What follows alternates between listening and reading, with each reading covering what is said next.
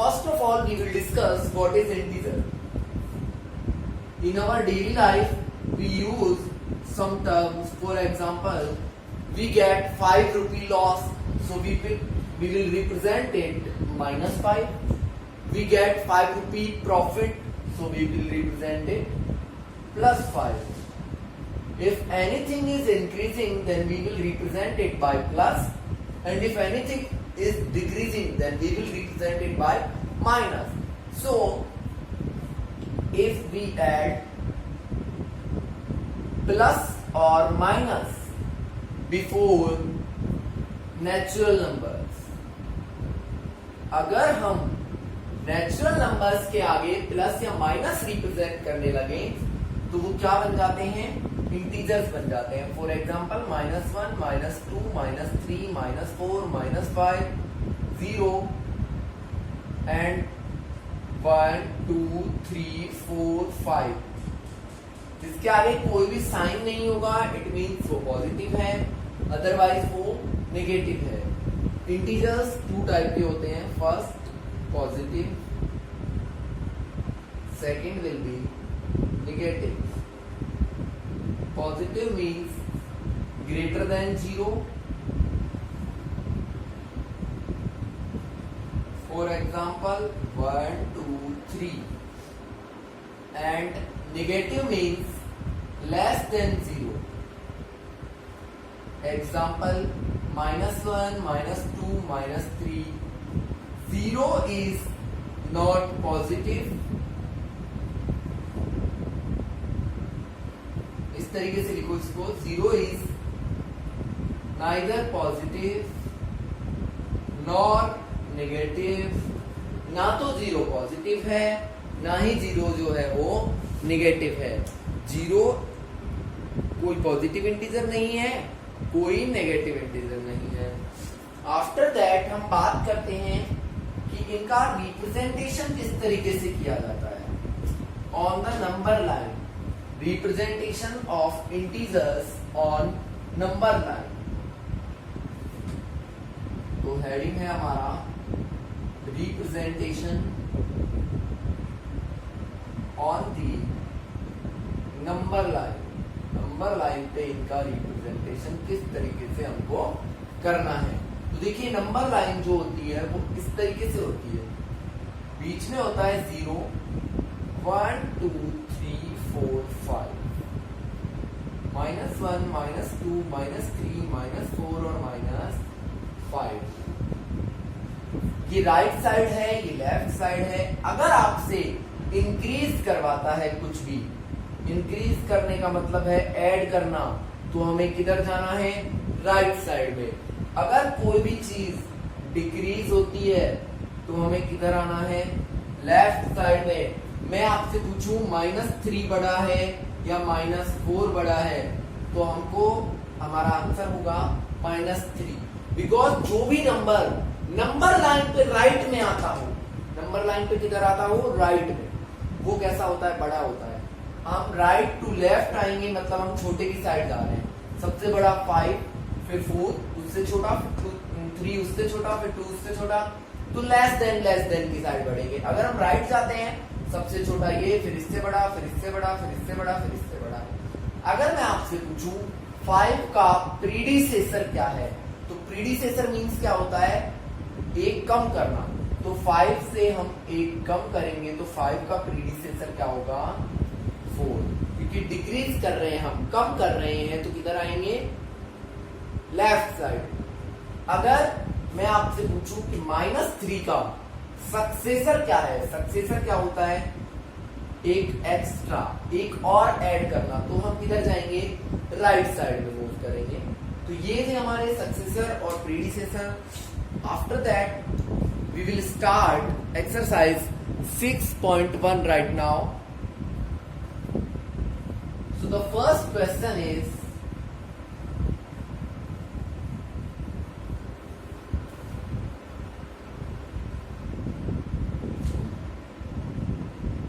exercise 6.1.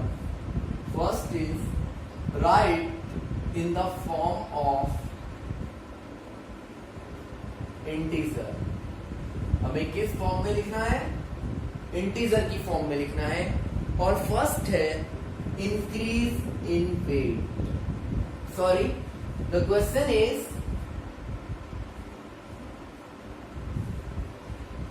Right the opposite of following.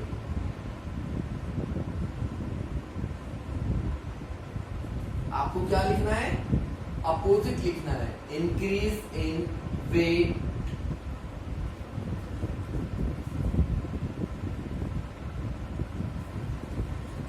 Next है हमारा 30 kilometre north, next है 80 metre east, next है loss of ₹700,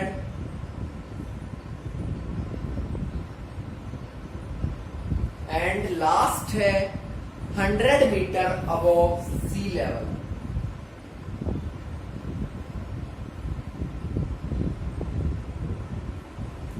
These are 5 parts of first question. We have to write the opposite of these.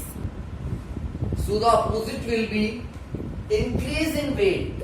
तो हम लिखेंगे decrease in weight. Increase का opposite क्या होता है? Decrease होना. Increase मतलब बढ़ना और decrease मतलब घटना. 30 किलोमीटर नॉर्थ, तो हम लिखेंगे 30 kilometre south. The opposite of north is south. 80 meter east, so it will be 80 meter west. Loss of 700, so we will write profit of 700 rupees. And last is 100 meter above sea level, so we will write 100 meter below sea level. These are the opposites of the first question. So this is your first question. Now the second question is, represent the following numbers as integer with appropriate sign.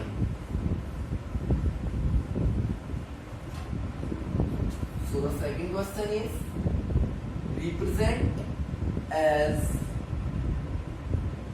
integer.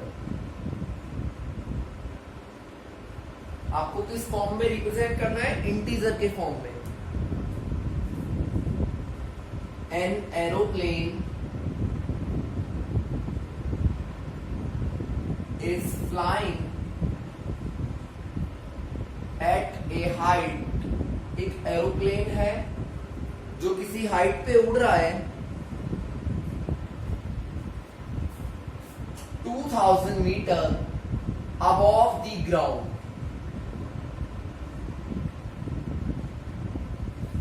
2000 metre ground से ऊपर. Next, submarine is moving. Submarine जो है वो move कर रही है at a depth of 800 metre. At a depth of 800 metre. Next part is a deposit of ₹2000.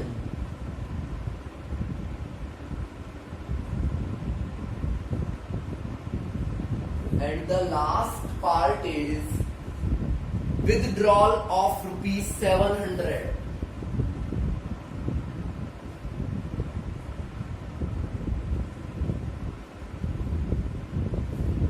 देखिए इनको हम किस तरीके से रिप्रेजेंट करेंगे. कोई भी चीज ग्राउंड लेवल से अगर ऊपर है, so we will represent it by positive sign. If the object is below ground level, अगर ग्राउंड से नीचे है तो उसको करेंगे माइनस से.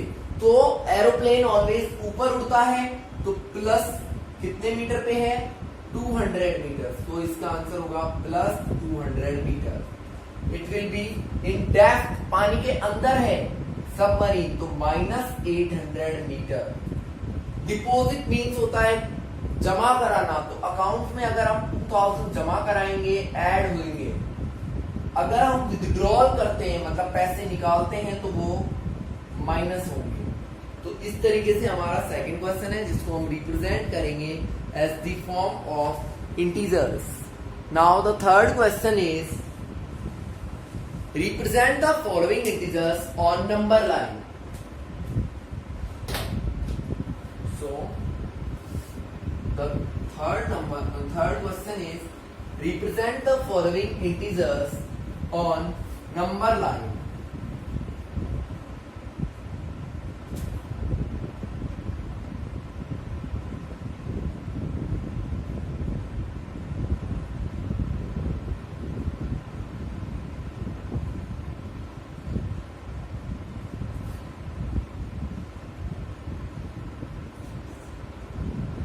This is question number third, and first part is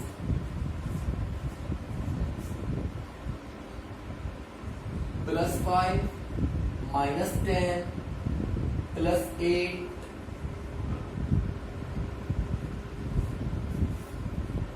D is -1 and E is -6. हमें इनको नंबर लाइन पे रिप्रेजेंट करना है. आपको हर एक पार्ट के लिए अलग नंबर लाइन बनानी है. For each and every part you have to make a different number line. So our A part is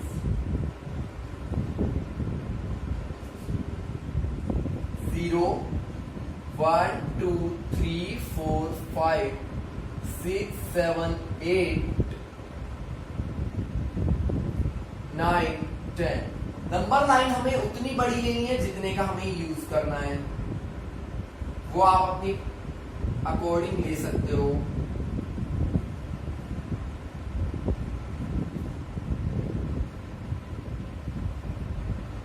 so A part का अगर मैं आंसर ए पार्ट के लिए मैं बात कर रहा हूं अभी, तो ए पार्ट के लिए ये देखिए +5.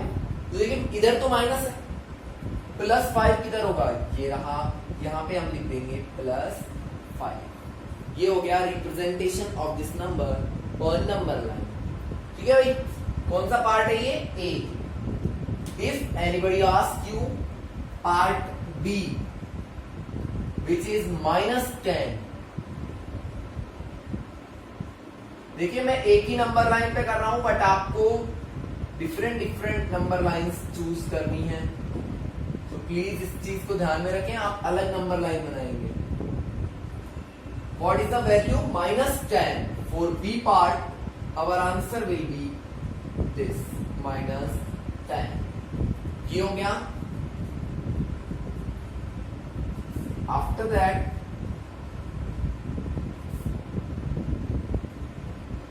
this is B part. Now C +8. So +8 is here. We will write +8. Is that clear?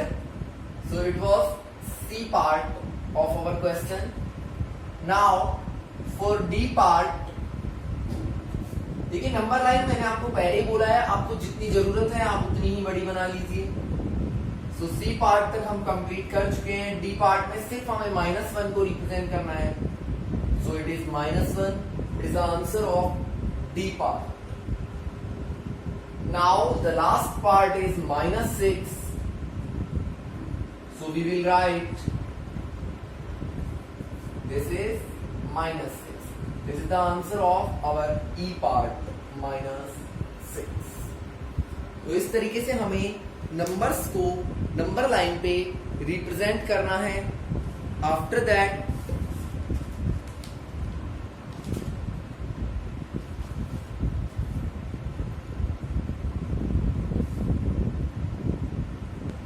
question number 4 is there is a figure. The first part is if D is +8, what is -8? अगर D जो है वो +8 है तो -8 क्या होगा? Second है is G a positive integer और नेगेटिव? आपको बताना है G जो है वो पॉजिटिव है या निगेटिव है. Next, right integer for B and E. आपको बी एंड ई के लिए इंटीजर बताना है।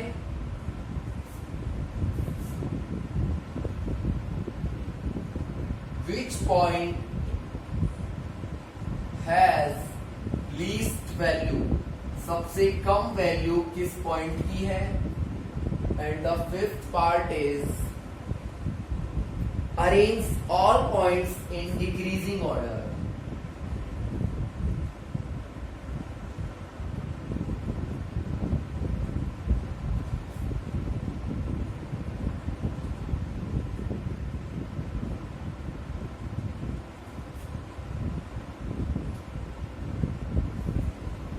क्लियर। तो ये हमको सॉल्व करना है। तो देखिए डी की वैल्यू कितनी दी है, +8। देखिए ये 8 7 6 5 4 3 2 1 और ये कितना आ जाएगा 0। फिर क्या होता है, नीचे आते हैं तो -1 -2 -3 -4 -5 -6 -7 -8 -9 -10 और -11 सबको हमने क्या कर लिया, नोट कर लिया। तो जब d +8 है तो -8 कौन है,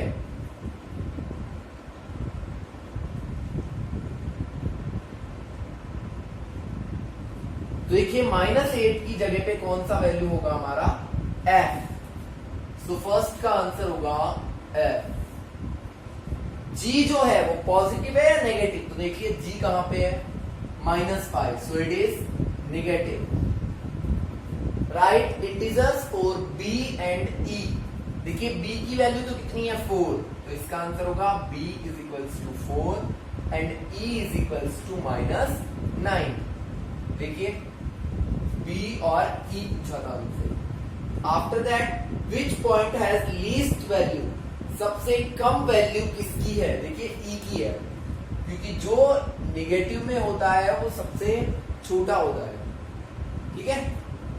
arrange all points in decreasing order, तो देखिए डिक्रीजिंग यहां से स्टार्ट होगा, पहले D C B A O H G F E, from top to bottom it will be the decreasing order of points. So it was our question number 4. Now we will explain all remaining questions in the next video. So please watch the videos regularly. Thanks and have a nice day.